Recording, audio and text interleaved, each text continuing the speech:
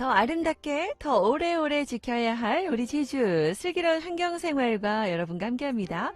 자, 이 시간 우리를 더 슬기롭게 환경 지킴이로 안내해 주실 또 길 안내자이시기도 하죠. 아시아 기후변화교육센터 김병무 사무국장과 함께합니다. 어서 오세요. 예, 반갑습니다. 네, 4월은 또 바쁘시죠? 더 바쁘실 것 같아요. 예, 네. 교육들 많이 막 시작하고 있어가지고요. 그렇죠. 예. 또 얼마 전에 또 저희 지구의 날 때 전화 연결로 깜짝 인터뷰도 했습니다. 그때 예. 또 기후 관련 또 우리 그 키트, 교육받을 수 있는 키트도 여러분께 나눠드리고 했었는데 받으신 분들도 계실 것 같아요. 여러분 혹시 받고 뭐 하셨던 분들 계시다면 문자도 좀 보내주세요. 그러면 우리 사무장님 더 기뻐하실 것 같아요. 예. 보람 있으실 것 같아요. 그죠? 예. 네. 자, 오늘 슬기로운 환경생활, 오늘 또 이 시간은 또 우리가 월간으로 만나고 있어서 오랜만에 만난 느낌인데요. 오늘은 어떤 이야기 나눠볼까요? 예, 먼저 오늘은 지난주에 있었던 세계 기후정상회의 좀 잠깐 이야기를 해보고, 네. 다음으로는 지난달에 얘기하다가 좀 많았던 윤리적 소비, 그리고 네. 친환경 소비 등에 대해서 좀 더 이야기를 해보고자 합니다. 맞아요. 지난주 목요일 지구의 날, 이 세계 기후 정상회의가 열린다는 얘기 잠깐 나눴었는데, 지구를 위해서 전 세계 정상들이 화상회의로 함께 모인 아주 의미 있는 시간이었어요. 어떤 이야기들 오고 갔는지 좀 정리해 주시죠. 예. 먼저 코로나 시대에 좀 기후 위기의 문제가 외면받지 않고 있다는 점에서 점점 부상하고 있다는 점에서는 좋은 현상이라고 좀 생각이 되었고요. 네. 또 그걸 들으면서도 하지만 앞으로 다가올 기후 위기의 문제는 어쩌면 우리의 일상에 지금 현재 문제가 되고 있는 코로나보다도 훨씬 많은 영향을 주고 훨씬 고통스러운 시간이 될지도 모른다는 점에서는 좀 약간 우려스럽긴 한데요. 네. 지금 현재와 미래를 위해서 지금 이 시간처럼 꼭 배우고 생각하고 실천하는 그런 순간들이 되기를 좀 먼저 바라봅니다. 네. 말씀하신 대로 4월 22일은 지구의 날입니다. 예. 이번 기후정상회의는 몇 가지 이슈가 좀 있었는데요. 먼저 회의 시작 전에는 온실가스 세계 최다 배출국인 중국이 과연 참석하겠느냐 그런 이슈가 좀 있었는데요. 왜 그러냐면 미중 무역 분쟁을 비롯해가지고 미국하고 중국이 좀 많은 갈등을 하고 있는데 네네. 미국이 주도적으로 개최하는 정상회의라서 좀 불참할 것이다 라는 좀 회의적인 시각도 있었던 것이 사실인데 네. 하지만 어쨌든 참석을 결정했습니다. 맞아요, 정치적인 맞아요. 사안이 있을 것 같긴 해요. 그렇죠. 네. 하지만 뭐 어쨌든 그런 뭐 이면이 있다 하더라도 이 함께 참석을 했다는 것만으로 참 의미가 있다는 생각이 들고요. 세계에서 온실가스를 가장 많이 배출하는 중국이 이번 회의에서 빠진다면 또 기후변화 대응을 위한 성공적인 논의는 될 수 없을 거라는 생각도 들고요. 그다음엔 또 뭐가 있었을까요? 예, 거기서 가장 중요하게 다루어졌던 거는 네. 각 나라나 뭐 EU라든지 이런 곳들에서 진전된 목표를 제시했다라는 겁니다. 원래 작년에 그 목표들을 제출을 완료를 하긴 했거든요. 우리나라도 마찬가지로. 근데 그게 이번 회의에서 더 강력하게 네. 더 진전된 목표들을 제시했다라는 건데 먼저 미국이 회의를 주도했기 때문에 미국이 먼저 발표를 했는데 2030년까지 2005년 배출량에서 대비해가지고 한 52% 정도로 감축하겠다라고 한 거예요. 이거는 이제 오바마 대통령 때였는데 2025년까지 2005년 대비 28% 감축하겠다라는 것보다는 훨씬 더 강력한 목표치이죠. 그러네요. 네, 이유도 마찬가지였는데요. 1990년 대비 2030년까지 탄소 감축 목표를 40%라고 했었는데 이거를 이제 55%까지 상향하겠다라고 발표를 했고요. 뭐 이어가지고 영국, 일본, 캐나다 등에서도 다 상향된 목표치를 좀 발표를 하면서 전 세계가 기후 위기에 좀 공감하고 있다는 것을 확인하는 시간이 되었던 것 같고요. 네. 근데 아까 잠깐 언급했던 중국은 참석은 하긴 했는데 네. 상향된 목표치를 발표하진 않았고 기존의 목표 2030년까지 온실가스 배출을 최대 정점으로 하고 그 이후부터는 감소하기 시작해가지고 2060년에 이제 탄소 중립을 하겠다라는 거를 좀 확인하는 수준으로 발표를 하긴 했습니다. 좀 아쉽긴 하네요. 2060년이요? 와. 예, 우리나라는 2050년이라고 말했죠. 거의 대부분의 나라가 2050년을 얘기를 하고 있습니다. 그렇군요. 네. 자, 마지막으로 우리나라는 어떤 이야기 했어요? 예, 우리나라 이제 문재인 대통령도 이제 연설을 좀 하긴 했는데 조금 애매하게 발표를 해가지고 일부 환경단체들로부터는 좀 비판을 받기도 했지요. 어떤 발표인가요? 작년 말에 우리나라가 제출한 감축 목표치가 2030년까지 2017년 대비 24.4%를 감축하겠다는 거였습니다. 제가 앞에서 말할 때 미국은 뭐 2005년 대비 몇 프로, EU는 1990년 대비 몇 프로 했는데 우리나라는 2017년이에요. 불과 4년 전 목표 4년 전 배출했던 거에서 24%를 줄이겠다. 2030년까지였는데요. 이번 회의에서 좀 더 진전된 수치를 좀 생각하고 있었는데 제시하진 않았어요. 그 대신에 뭐라고 했냐면 올해 안에 새롭게 감축 목표를 제시하겠다라는 것과 이제 해외 석탄 발전에 공적 자금을 지원하지 않겠다는 발언을 했습니다. 네. 다른 나라에 비해서는 좀 실망스러운 발표이긴 하는데 이게 어떻게 보면 우리나라의 산업 구조가 좀 에너지 다소비 그리고 좀 제조업 등의 비중이 많은 것도 사실이라서 네, 네. 어려움이 있는 건 분명합니다. 네. 그래도 조금 더 강력한 감축 목표를 발표해서 국제사회에서 우리나라의 위상을 좀 더 바로 잡으면 어땠을까 하는 바람도 있었는데 이런 네. 점에서는 조금 아쉽기는 하지요. 그래요. 이제 그런 점 때문에 환경단체에서 비판의 목소리도 있었고요. 또 한편으로도 이런 우리 산업 구조가 있기 때문에 네. 또 그런 부분도 또 우리가 고려해야 될 상황도 사실 있습니다. 어쨌든 올해 안에 더욱더 진전된 감축 목표를 제시해서 우리나라가 기후 악당이라는 오명을 있는데 이게 좀 벗어날 수 있기를 기대해 보고요. 자, 이번 세계 기후 정상회의에서 더 이야기할 내용 어떤 게 있을까요? 예, 좀 중요해가지고 많이 준비를 했는데요. 네. 이번 회의에서만 좀 다루어진 내용은 아닌데 대체로 기후변화 대응 정책 하면은 경제와 아주 밀접하게 관련이 되어 있습니다. 그렇죠. 네. 특히 이제 뭐 일자리, 뭐 생계 등이 주요 주제로 언급되고 있는데요. 음. 우리나라도 작년에 그린 뉴딜이라는 걸 발표를 했습니다. 네. 거기에서 이제 신재생 에너지 관련 산업에 많은 투자가 예상되고 있고 녹색 일자리 창출에도 상당한 예산이 투입될 것으로 보이는데요. 네네. 중요한 거는 이미 새롭게 만들어지는 일자리 이외에도 없어지는 일자리에 대해서도 좀 이제 대책이 필요하다라는 건데요. 네. 이제 생계 지원이나 뭐 그런 거에서도 포괄적인 지원이 필요하다는 건데, 예를 들어가지고 이렇게 생각할 수 있는데, 전 세계적인 추세가 탈석탄 발전으로 좀 가고 있습니다. 네네. 그렇게 되면 이제 석탄 발전이 없어지는 건데, 네.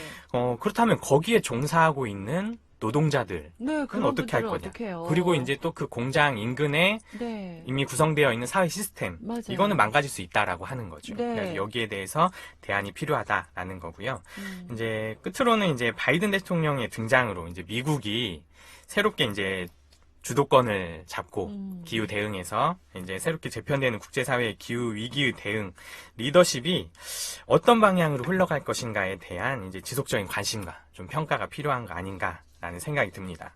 여기서 좀 생각해 볼 만한 게 국제 정치인데 뭐 일반 시민 한 사람이 무슨 소용이 있겠어라는 생각도 할 수도 있을 거는 같은데 우리가 할 수 있는 일은 아주 많습니다. 우리 내부에서도 마찬가지, 우리나라에서도 네. 뭐 투표를 할 때도 환경에 좀 더 관심이 있는 대표한테 투표를 한다거나 네. 뭐 이제 친환경 제품을 구입을 한다거나 음. 직접적인 환경 운동을 해도 되고 네. 아니면 환경 운동을 하는 단체에 네. 기부를 할 수도 있는 거고 네.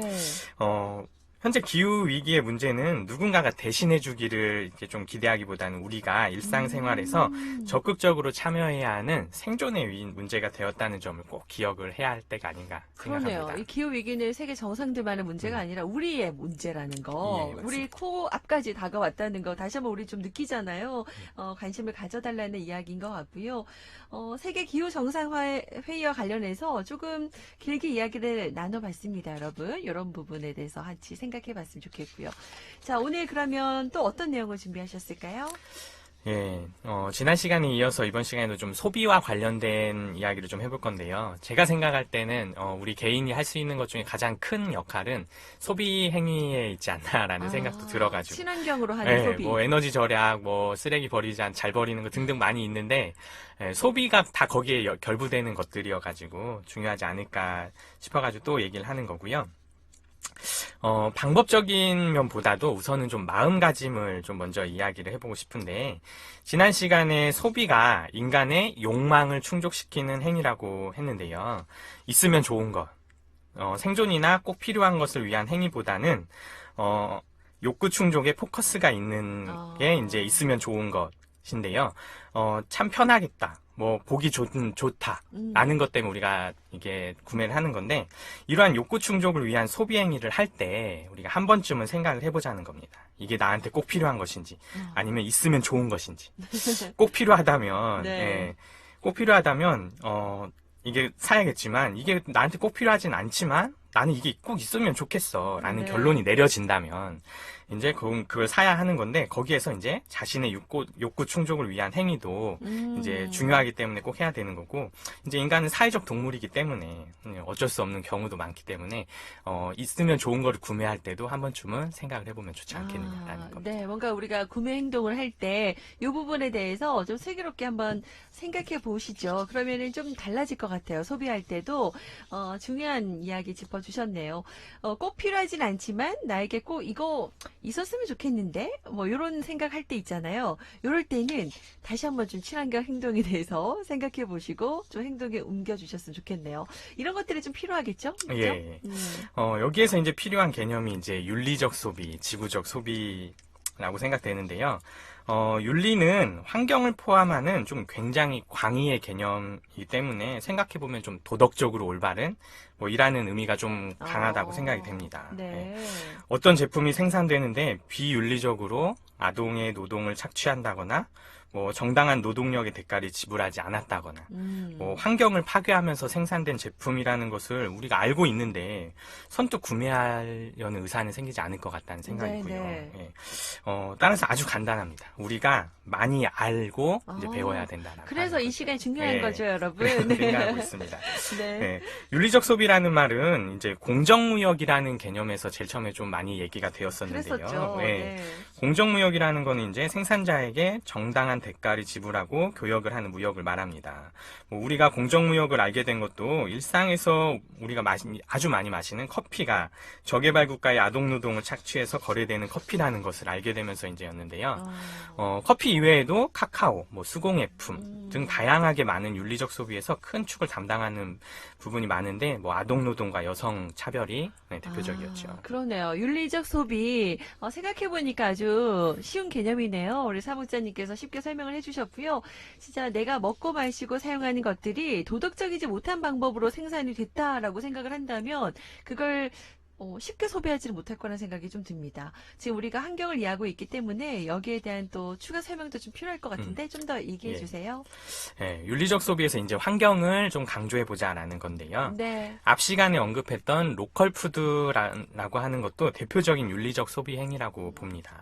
유통비를 없애서 생산자의 노동에 대한 정당한 지불을 하는 거고, 네. 그리고 푸드 마일리지를 줄여가지고 환경에 도움이 되는 소비라는 건데요. 네.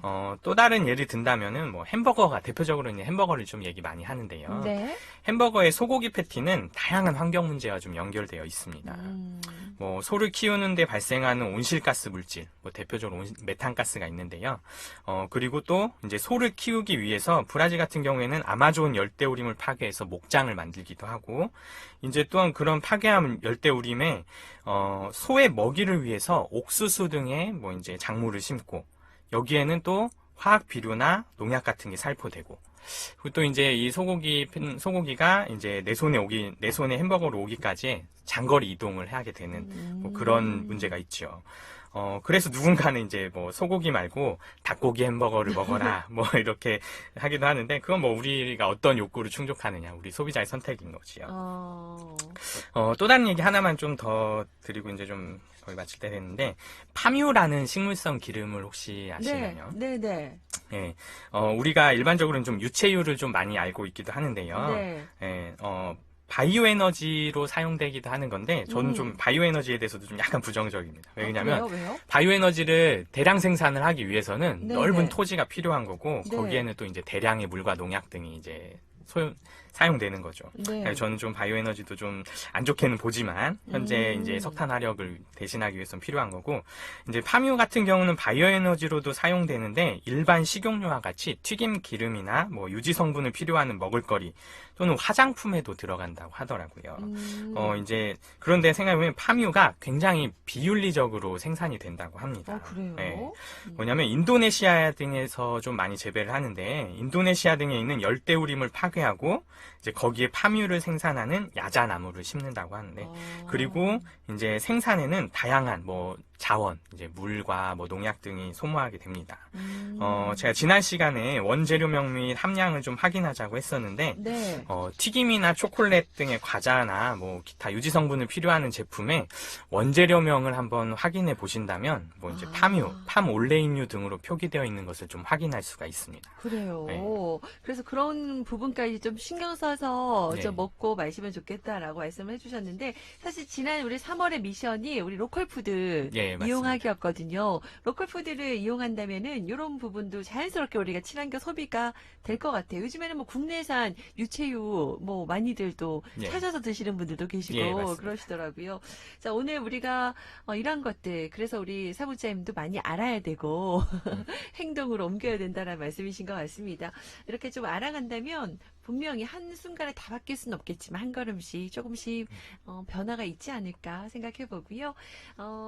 마지막으로 우리 한 달간 또 우리 실천해야 될 게 있잖아요. 예, 예. 뭐 어떤가요? 네. 제가 마지막으로 좀 드리고 싶은 말이 요즘에는 네. 이제 프로슈머, 프로슈머. 크리슈머라는 용어가 좀 사용되고 있습니다. 이게 네. 뭐냐면 프로덕트 컨슈머, 뭐 크리에이티브 컨슈머 등등 해가지고 이제 소비자가 생산을 좀 조율한다, 뭐 이런 말인데요. 네. 예, 우리 아까 앞에서도 말했듯이 우리가 아무것도 할 수 없는 게 아니라 네. 우리가 그 생산하는 물건도 친환경적으로 생산하게끔 만들 수 있다라는 거라서 그거를 좀 강조하고 싶었고요. 그래가지고 이번 달 실천할 친환경 생활 미션도 동일하게 좀 구성해봤습니다. 네. 친환경 제품 구매하기인데요. 네. 지난달하고 좀 연결되죠. 로컬푸드 이용하자라는 건데요. 네. 물건 구매 시 먼저 꼭 필요한 건지 있으면 좋은 것인지 한 번씩 고민해 보시고, 그래도 꼭 사야 한다면, 네. 꼼꼼히 한번 따져봐서 에너지 소비 효율 등급이 높은 가전제품을 산다거나, 친환경 제품 표시가 있는 물건을 구매해 본다거나 하는 이 친환경 생활을 좀 실천을 해보았으면 좋겠습니다. 그래. 똑똑한 소비자들이 또 세상을 바꾸기도 하니까요. 크리슈머, 프로슈머. 예. 네. 이 용어도 알게 됐고, 이번 달 저희 이제 4월부터 시작해서 4월 말이죠. 5월 한 달간 실천해 보시고 5월 말에 우리 만나게 되잖아요. 예. 얼마만큼 여러분도 실천하셨는지, 또 실천하고 나서의 뭐가 좀 바뀌었는지, 뭐 마음가짐, 이런 것도 같이 공유해 주셔도 좋을 것 같습니다. 그나저나, 우리 9988번님이 이번에 지구의 날 때 마련한 키트 주말에 갔다 와서 교육도 받고 키트도 받고 왔어요. 자동차 만들고 화분도 열심히 키우고 있답니다. 너무 좋은 취지예요. 감사합니다. 라고 하셨어요. 감사합니다. 또 이렇게 또 함께 말씀해 주시니까 사무장님 또 표정이 한결 더 부드러워지셨어요. 네. 네. 그래요. 지금 우리 9988님께도 제가 선물 하나 챙겨드릴게요. 감사합니다. 그래요. 이런 환경 교육들을 우리 생활 속에서 좀 재미있게, 네, 좀 익숙하게 함께 할 수 있는 시간들이 더 많았으면 좋겠네요. 네. 자, 5월 달에 만나 뵙도록 하겠습니다. 예, 오늘도 고생 감사합니다. 많으셨어요. 감사합니다. 예, 감사합니다.